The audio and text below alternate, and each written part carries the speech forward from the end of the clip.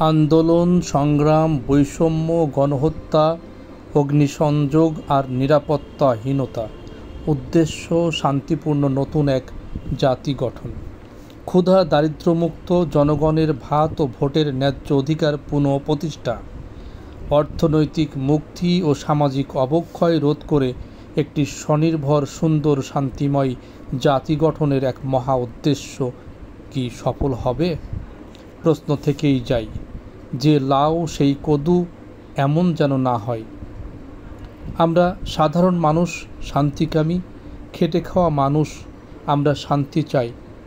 আমরা আমাদের কাঙ্ক্ষিত শান্তি পেলেই আমরা সুখী হব, খুশি হব।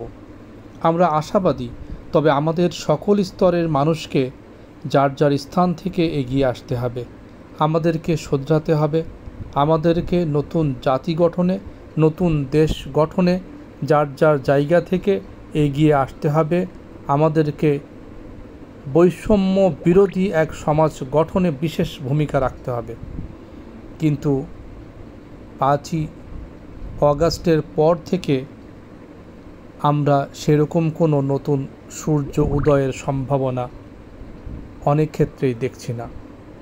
মারামারি, হানাহানি, চুরি ডাকাতি, ছিনতাই, রাহাজানি, একটা বিরাট বৈষম্য, একটা বিরাট অসম অবস্থা বিরাজ করছে আমাদের চারপাশে।